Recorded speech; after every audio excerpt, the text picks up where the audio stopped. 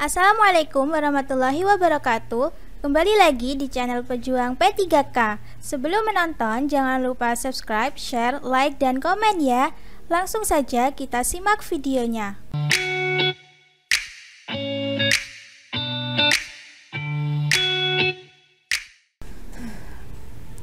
1. Lekukan yang terdapat antara free gingival dan attack gingival disebut A. Marginal gingiva, B. Interdental papil, C. Free gingiva, D. Free gingiva groove, E.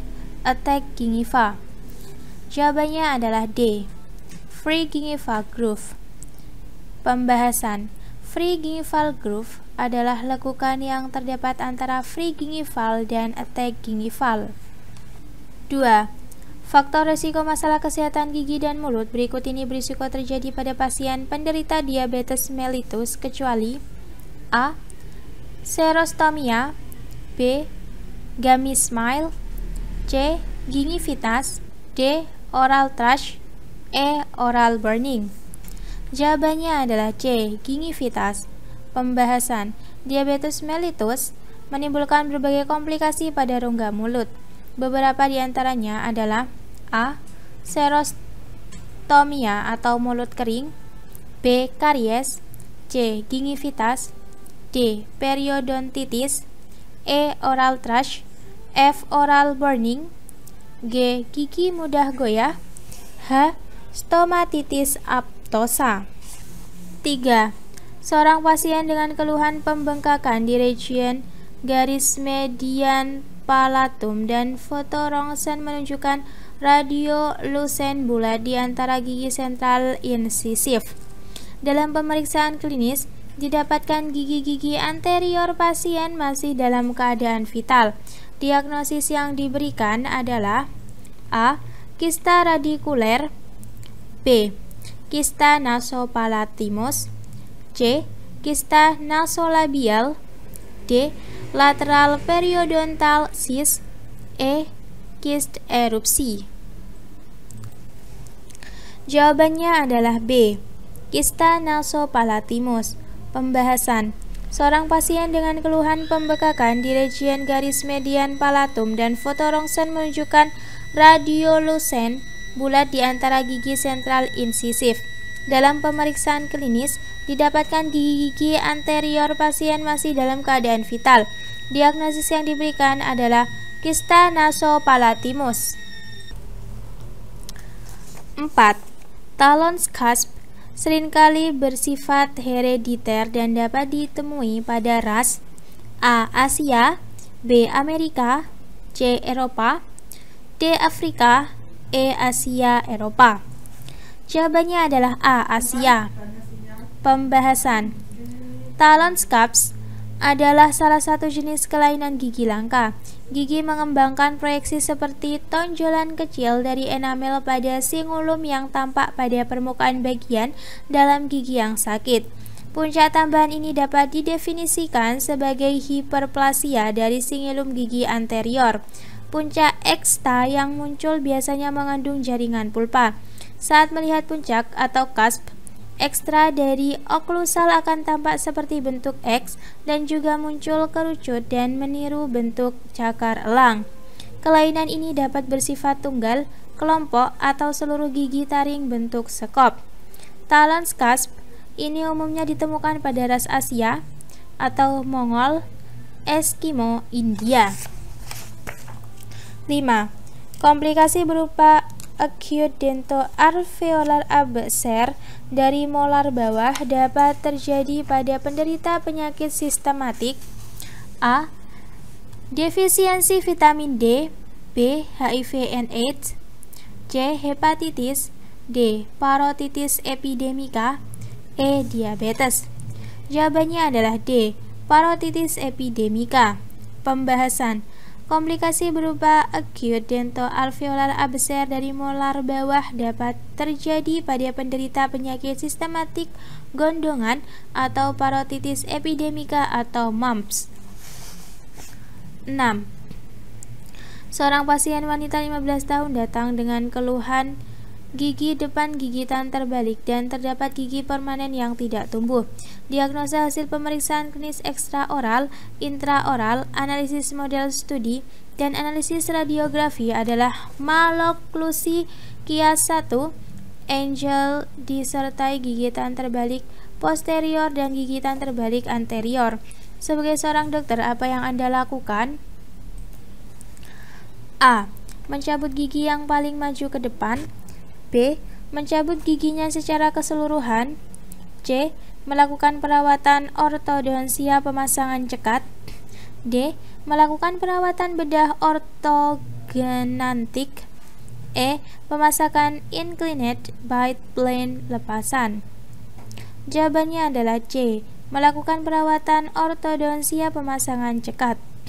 Pembahasan. Berdasarkan anamnesis, pemeriksaan klinis ekstraoral, intraoral, analisis model studi, dan analisis radiografi adalah maloklusi kias 1 Angel disertai gigitan terbalik posterior dan gigitan terbalik anterior. Rencana perawatan dimulai dengan penjelasan rencana perawatan kepada orang tua pasien dan persetujuan lembar informed consent. Selanjutnya dilakukan pemasangan alat ortodontik cekat rahang bawah untuk memperbaiki susunan gigi, mengembalikan fungsi gigi, dan menambah penampilan menjadi lebih baik atau fungsi estetis. 7. Ruang lingkup ilmu kedokteran gigi mencakup keadaan fisiologis dan patologis sistem stomatognatik berikut kecuali A. Fungsi estetika, B. Fungsi praktis, C. Fungsi bicara, D. Fungsi pencemaran, E. Fungsi persyarafan. Jawabannya adalah B. Fungsi praktis. Pembahasan. Ruang lingkup ilmu kedokteran gigi mencakup keadaan fisiologis dan patologis sistem stomatognatik, termasuk perubahan, penyimpanan atau tidak optimalnya sistem tersebut secara terpadu pada tingkat individu utuh sampai dengan molekuler sebagai akibat interaksi dengan lingkungan dan adanya pengaruh faktor genetik. Fungsi sistem stomatognatik meliputi 1. Fungsi pengunyahan dan pencernaan, 2. Fungsi bicara, 3. Fungsi estetika, dan 4. Fungsi persyarafan. 8. Hasil pengukuran saluran akar dengan menggunakan alat endometri dapat kurang akurat apabila A. Foramen apikalnya terlalu sempit, B. Terdapat kanal yang berimpit, C. Daerah apeks tidak terlihat dengan jelas, D. Lapisan semen pada ujung akar terlalu tebal, E. Masih terdapat NaOCI pada saluran akar. Jawabannya adalah E. Masih terdapat NaOCI pada saluran akar. Pembahasan. Hasil pengukuran saluran akar dengan menggunakan alat endometri dapat kurang akurat apabila foramen apikal masih besar, masih terdapat sisa NaOCI pada saluran akar, dan ada lesi periapeks yang besar. 9. Hal mengenai pembinaan, pengawasan, perizinan, dan pekerjaan tukang gigi diatur oleh pemerintah dalam A. Permenkes nomor 29 tahun 2014, B. Permenkes nomor 39 tahun 2014, C. Permenkes nomor 29 tahun 2016, D. Permenkes nomor 39 tahun 2015, E. Permenkes nomor 39 tahun 2015. Jawabannya adalah B. Permenkes nomor 39 tahun 2014. Pembahasan. Pekerjaan menjadi seorang tukang gigi diatur dalam Peraturan Menteri Kesehatan Nomor 39 Tahun 2014 tentang pembinaan, pengawasan, dan perizinan pekerjaan tukang gigi atau Permenkes 39/2014. Tukang gigi sendiri menurut pasal 1 angka 1 Permenkes 39/2014 merupakan orang yang mampu membuat dan memasang gigi tiruan lepasan. 10. Seorang pasien datang dengan keluhan merasakan rasa sakit mendadak di seluruh mulut, gusi yang mudah berdarah, demam sejak 3 hari lalu sehingga tidak bisa tidur. Pemeriksaan klinis menunjukkan ulserasi pada interdental papil yang dilapisi pseudomembran abu-abu dan pembengkakan kelenjar limfe. Diagnosis terhadap pasien tersebut adalah A. Sindrom Williams, B. Gingivitis marginalis akut, C. Scorbutic gingivitis, D. Vincent's gingivitis, E. Coxsackie. Jawabannya adalah D. Vincent's gingivitis. Pembahasan ANUG atau Acute Necrotizing Ulcerative Gingivitis atau Vincent's gingivitis atau trench mouth merupakan jenis gingivitis akut yang terjadi saat mendadak dan cepat meluas. Biasanya terjadi pada masa pergantian gigi di mana anak mempunyai oral hygiene dan gizi buruk. Keadaan umum penderita umumnya ditandai dengan suhu badan tinggi, lesu, tak ada nafsu makan karena giginya sakit, sukar tidur, dan pembengkakan kelenjar limfe. Sementara tanda-tanda klinis dari penyakit ini adalah A. Penderita merasa sakit yang hebat secara tiba-tiba pada seluruh mulut. B. Gingiva sangat mudah berdarah. C. Ulcerasi pada interdental papil dengan dilapisi oleh pseudomembran yang berwarna keabu-abuan. D. Terjadi nekrosis pada interdental papil. E. Hipersalivasi. 11. Kebiasaan membersihkan lidah terlalu sering dapat menyebabkan penyakit A. Fissure tongue, B. Glossodina, C. Glossitis, D. Atrofi papila lidah, E. Hipertrofi papila lidah. Jawabannya adalah B. Glossodina. Pembahasan atrofi papila lidah adalah menghilangnya papila yang terdapat pada lidah karena kebiasaan membersihkan lidah atau sebab mekanis lainnya, seperti trauma tepi tambalan, gigi tiruan, alat orto, gigi tajam, atau karena hipersensitif obat-obat gigi seperti CHKM, TKF, defisiensi besi, B kompleks. Hal ini menyebabkan atrisi pada papila filiformis. Tanda-tanda penyakit ini antara lain lidah merah, mengkilat, serta keluhan rasa tidak nyaman pada lidah. 12. Badan independen yang memiliki tugas, fungsi, dan wewenang di bidang kesehatan disebut dengan A. Badan Pertimbangan Kesehatan, B. Badan Peningkatan Kesehatan, C. Badan Pengawas Kesehatan, D. Balai Perimbangan Kesehatan, E. Balai Pengawasan Kesehatan. Jawabannya adalah A. Badan Pertimbangan Kesehatan. Pembahasan Badan Pertimbangan Kesehatan atau BPN merupakan badan independen yang memiliki tugas, fungsi, dan wewenang di bidang kesehatan. 13. Jika pemeriksaan dengan termis dingin positif, maka gigi tersebut vital dan dapat didiagnosis sementara penyakit-penyakit berikut kecuali A. Iritasi pulpa, B. Hiperemi pulpa, C. Abses pulpa, D. Pulpitis partialis akut, E. Pulpitis kronis. Jawabannya adalah C. Abses pulpa. Pembahasan tes termis meliputi aplikasi dingin dan panas pada gigi untuk menentukan sensitivitas terhadap perubahan termal. Meskipun keduanya merupakan tes sensitivitas, tetapi tidak sama dan digunakan untuk alasan diagnostik yang berbeda. Suatu respon terhadap dingin menunjukkan pulpa vital tanpa memperhatikan apakah pulpa itu normal atau abnormal.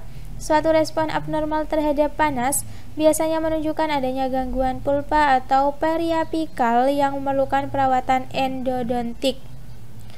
Jika pemeriksaan dengan termis dingin positif, maka gigi tersebut vital dan dapat didiagnosis sementara penyakit-penyakit berikut. A. Iritasi pulpa, B. Hiperemi pulpa, C. Pulpitis partialis akut atau pulpitis totalis akut, D. Pulpitis kronis. 14. Berikut ini yang termasuk ruang lingkup pelayanan pencegahan yang dapat dilakukan oleh perawat gigi berdasarkan Kepmenkes nomor 39-Menkes-SK-1-2007 adalah A. Ekstraksi gigi sulung, B. Pengelolaan halitosisi, C. Penanganan dry socket, D. Pengurangan rasa sakit, E. Schooling supragingival. Jawabannya adalah E. Schooling supragingival. Pembahasan. Berikut ini merupakan ruang lingkup pelayanan pencegahan yang dapat dilakukan oleh perawat gigi berdasarkan Kepmenkes nomor 39-Menkes-SK-1-2007, yaitu A. Topikal, B. Schooling supragingival, C. ART, D. Fissure Sealant, E. Tumpulan satu bidang untuk usia di bawah 15 tahun, F. Pendidikan kesehatan gigi dan konseling atau kunjungan rumah, G. Survei kesehatan gigi. 15. Lembaga yang memiliki kewenangan untuk menolak pemberian izin baru atau perpanjangan praktik dokter gigi keluarga adalah A. Pusat pemerintah, B. Dinas Kesehatan Provinsi, C. Dinas Kesehatan Kabupaten atau Kota, D. Dinas Kesehatan Kecamatan, E. Organisasi Provisi. Jawabannya adalah C. Dinas Kesehatan Kabupaten atau Kota. Pembahasan. Dinas Kesehatan Kabupaten atau Kota bertanggung jawab terhadap terselenggaranya pelayanan kedokteran gigi keluarga dengan peran A. Menerima, memproses, memberikan, dan menerbitkan izin baru praktik dokter gigi keluarga, B. Menerima, memproses, memberikan, dan menerbitkan perpanjangan praktik dokter gigi keluarga, C. Bersama Dinas Kesehatan Provinsi, organisasi profesi, dan lintas sektor melakukan pembinaan, pengawasan, dan pengendalian pelaksanaan praktik dokter gigi keluarga, D. Menolak pemberian izin baru atau perpanjangan izin praktik dokter gigi keluarga, E. Mencabut izin praktik dokter keluarga yang tidak memenuhi ketentuan dan standar yang berlaku. 16. Pada kista radikuler yang berukuran kecil, perawatan yang dapat dilakukan adalah A. Pemberian antibiotik, B. Odontektomi, C. PSA dengan apioektomi, D. Enukleasi, E. Marsupialiasi. Jawabannya adalah C. PSA dengan apioektomi. Pembahasan. Penata laksanaan kista radikuler dibedakan berdasarkan dari ukuran kista, yaitu A. Pada kista radikuler yang berukuran kecil, perawatan yang bisa dilakukan adalah perawatan saluran akar dengan apikoektomi atau pemotongan 1/3 apikal gigi pada gigi yang mengalami kista. B. Kista radikuler yang berukuran sedang dapat dilakukan perawatan enukleasi atau pengangkatan seluruh jaringan kista tanpa adanya rupture pada kista. C. Pada kista radikuler yang berukuran besar dapat dilakukan perawatan marsupiliasi. 17. Berikut ini yang termasuk faktor-faktor yang menunjukkan adanya karies pada pit dan fisura pada pasien adalah A. Adanya bagian lunak pada ujung pit atau fisura, B. Pit dan fisura berada di tepi-tepi bagian gigi yang opak, C. Enamel berstruktur lunak dan dapat dipipihkan dengan ujung alat yang tajam, D. Munculnya bercak putih sehingga kecoklatan di dasar pit atau fisura, E. Bagian gigi yang terkena karies terasa ngilu bila ditekan dengan ujung benda tajam. Jawabannya adalah C. Enamel berstruktur lunak dan dapat dipipihkan dengan ujung alat yang tajam. Pembahasan. Faktor-faktor yang menunjukkan adanya karies pada pit atau fisura adalah A. Adanya bagian lunak pada dasar pit dan fisura, B. Pit atau fisura dikelilingi oleh bagian gigi yang opak. Hal ini dapat mengindikasikan bahwa telah terjadi demineralisasi pada enamel. C. Enamel berstruktur lunak yang dapat dipipihkan dengan ujung alat yang tajam. 18. Tujuan kesehatan nasional adalah A. Memajukan kesejahteraan bangsa, yang berarti memenuhi kebutuhan dasar manusia yaitu pangan, sandang pangan, pendidikan, kesehatan, lapangan kerja, dan ketentraman hidup. B. Tercapainya kemampuan untuk hidup sehat bagi setiap penduduk, jadi tanggung jawab untuk terwujudnya derajat kesehatan yang optimal berada di tangan seluruh masyarakat Indonesia, pemerintah dan swasta bersama-sama. C.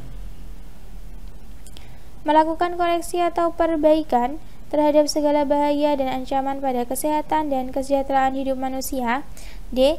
Melakukan usaha pencegahan dengan cara mengatur sumber-sumber lingkungan dalam upaya meningkatkan derajat kesehatan dan kesejahteraan hidup manusia. E. Melakukan kerjasama dalam menerapkan program terpadu di antara masyarakat dan institusi pemerintah serta lembaga non-pemerintah dalam menghadapi bencana alam atau wabah penyakit menular. Jawabannya adalah A. Memajukan kesejahteraan bangsa, yang berarti memenuhi kebutuhan dasar manusia yaitu pangan, sandang, pangan, pendidikan, kesehatan, lapangan kerja, dan ketentraman hidup. Pembahasan. Tujuan kesehatan nasional adalah memajukan kesejahteraan bangsa, yang berarti memenuhi kebutuhan dasar manusia yaitu pangan, sandang, pangan, pendidikan, kesehatan, lapangan kerja, dan ketentraman hidup. 19. Perhatikan pernyataan berikut ini. 1. Semua warga negara berhak memperoleh derajat kesehatan yang optimal agar dapat bekerja dan hidup layak sesuai dengan martabat manusia. 2. Pemerintah dan masyarakat bertanggung jawab dalam memelihara dan mempertinggi derajat kesehatan rakyat. 3. Penyelenggaraan upaya kesehatan diatur oleh pemerintah dan dilakukan secara serasi dan seimbang oleh pemerintah dan masyarakat. Pernyataan di atas merupakan A. Tujuan dari kesehatan nasional, B. Visi dari kesehatan nasional, C. Misi dari kesehatan nasional, D. Dasar-dasar pembangunan kesehatan, E.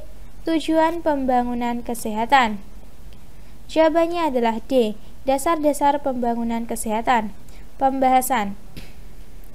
Dasar-dasar pembangunan kesehatan nasional adalah sebagai berikut. 1. Semua warga negara berhak memperoleh derajat kesehatan yang optimal agar dapat bekerja dan hidup layak sesuai dengan martabat manusia. 2. Pemerintah dan masyarakat bertanggung jawab dalam memelihara dan mempertinggi derajat kesehatan rakyat. 3. Penyelenggaraan upaya kesehatan diatur oleh pemerintah dan dilakukan secara serasi dan seimbang oleh pemerintah dan masyarakat. 20. Tercapainya kemampuan untuk hidup sehat bagi setiap penduduk dan tanggung jawab untuk terwujudnya derajat kesehatan yang optimal berada di tangan seluruh masyarakat Indonesia, pemerintah, dan swasta secara bersama-sama, merupakan tujuan dari A. Kesehatan daerah, B. Kesehatan nasional, C. Kesehatan secara khusus, D. Kesehatan secara umum, E. Pembangunan kesehatan. Jawabannya adalah E. Pembangunan kesehatan. Pembahasan. Tujuan dari pembangunan kesehatan adalah tercapainya kemampuan untuk hidup sehat bagi setiap penduduk dan tanggung jawab untuk mewujudkan derajat kesehatan yang optimal berada di tangan seluruh masyarakat Indonesia, pemerintah, dan swasta secara bersama-sama. Terima kasih sudah menonton video ini. Jangan lupa like, comment, share, dan subscribe channel ini. Sampai jumpa di video selanjutnya. Semangat berjuang P3K!